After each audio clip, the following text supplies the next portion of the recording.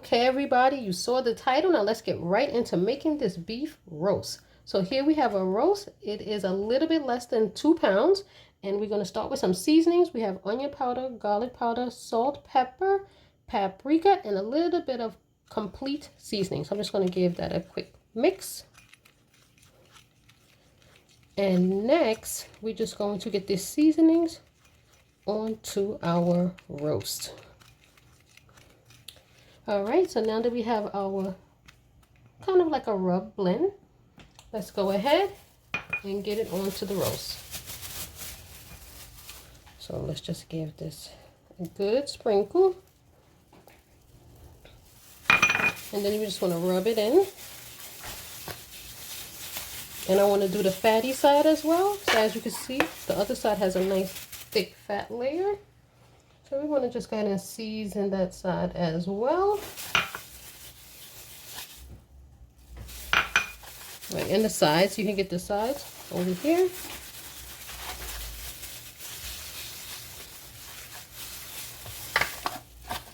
I'm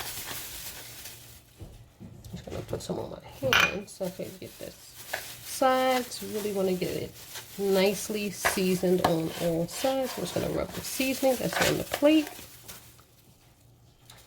Alrighty, and I do have a little bit of excess seasoning. So what I'm going to do is put that onto our veggies. So here we have, let me just move this over. So we have some potatoes and carrots. So I'm going to go ahead and just get that right in there, the remainder. And I can now take the beef and plant it right in the center. And I'm just going to give it a quick mix because all of this is going to be cooking together. So remember, this has a nice fat cap in the back. So just let me make some space in here.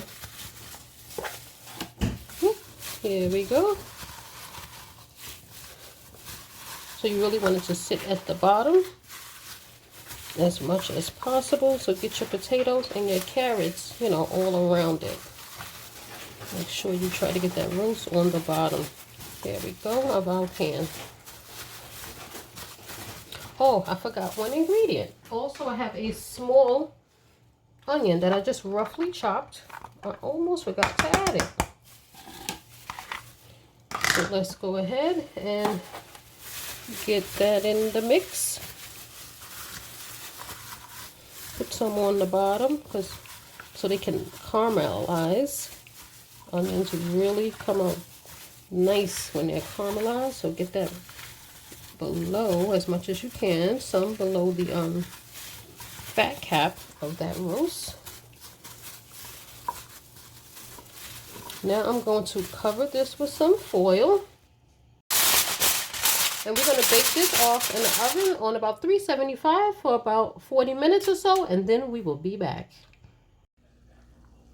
Okay, everybody, so I want to show you what we're looking like at the 45-minute mark. Whew. Hot, but definitely not done. You see, this is still super tough. So I just wanted to just see, you know, the progress. And we still got a good ways to go. Just stir the veggies up a little bit. So we're going back in the oven. I had it on 375. I'm actually going to bump it up to 400. So let's go, and then we'll be back. Okay, everybody, so here is our roast after it has been baking for an additional 50 minutes after the first 45.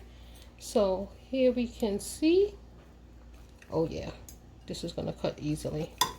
So this is nice and done. So I just want to just give it a quick slice so I can just show you the inside. And you can see, nice and done. So what we're going to do now is let's make a brown gravy to go with this roast. All right, so now that we have the roast ready, let's go ahead and make some gravy. So what I have here is 1 1/3 cups of water, just room temperature water. And what I'm going to be doing is using the brown gravy pack. You can use the packet, you can use the can, the jar, whatever. You can even make it from scratch, which I can do, but I'm not going to be doing that today. So let's go ahead and just open it up. And what we're going to do is turn it up to a little, like a low flame. Get all the mixture in there, and then we're just going to just stir it. And we will see how it thickens up nicely. As it heats up, this is going to form a nice gravy. So I'm going to tell you exactly how long it took to really thicken up nicely. So any of the little bubbles or you see lumps, you can just take your spoon and just rub them out on the edge of your pot, like so. Right, and let's let this come to a boil. So turn it up to like a medium and just let it go.